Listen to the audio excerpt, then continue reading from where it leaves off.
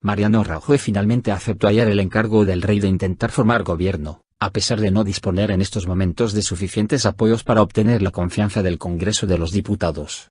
Don Felipe le propuso como candidato después de consultar a las fuerzas políticas con representación parlamentaria. Poco después de que Rajoy cerrara la ronda de consultas y abandonara el despacho de don Felipe, el rey citó en la zarzuela a la presidenta del Congreso, Ana Pastor, y le trasladó oficialmente su propuesta, que deberá publicarse en los próximos días en el Boletín Oficial de las Cortes. Sin embargo, el anuncio de la decisión del rey, que según la Constitución debería haber formulado la presidenta del Congreso, no siguió los cauces habituales.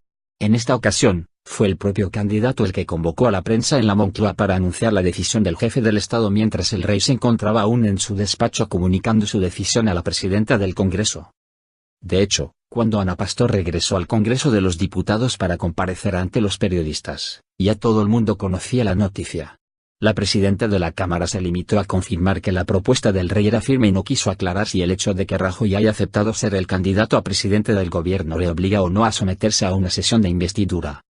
Mariano Rajoy informó de su encuentro con el rey, dentro de la ronda de consultas que el monarca ha celebrado esta semana, utilizando una fórmula calculadamente ambigua. Dijo que había aceptado el encargo del rey para buscar apoyos, pero que después de un tiempo prudencial le informaría de si estoy o no en condiciones de formar gobierno.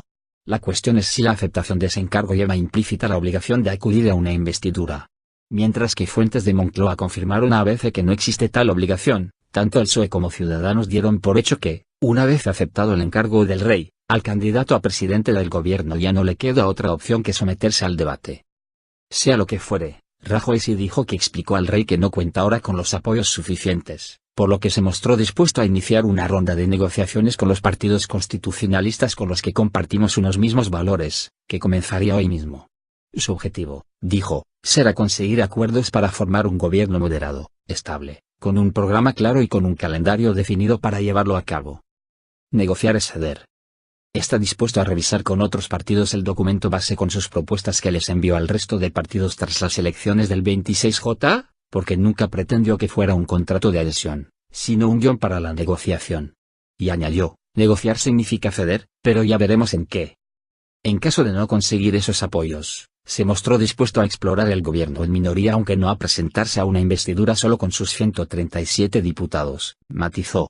Esto lo haría, en todo caso, solo si el resto de grupos políticos garantizan una lealtad mínima para no bloquear decisiones claves entre las que citó la transposición de directivas comunitarias, las medidas de cumplimiento del déficit, o las políticas de exteriores o contra el terrorismo.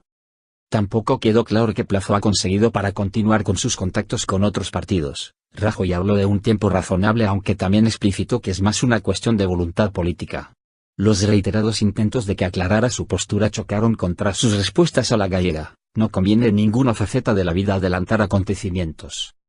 Según el artículo 170 del reglamento del Congreso, una vez recibida la propuesta de candidato a la presidencia del gobierno, la presidenta de la Cámara Baja, Ana Pastor, deberá convocar el pleno. Pastor compareció ayer en cuanto llegó de la zarzuela, pero no pudo dar ningún detalle sobre la convocatoria de esa sesión plenaria de investidura porque antes, explicó, debe hablar con el candidato y ver el plazo que se necesita para las negociaciones que quiere mantener. La presidenta del Congreso evitó aclarar si Rajoy está obligada a acudir a un debate de investidura, una vez aceptada la propuesta del rey. Pastor se limitó a decir que hablará con Rajoy y que después tendrán que ver que haya un plazo para que se pueda buscar lo que todos los españoles están esperando, que pueda haber un gobierno estable y un acuerdo de gobernabilidad.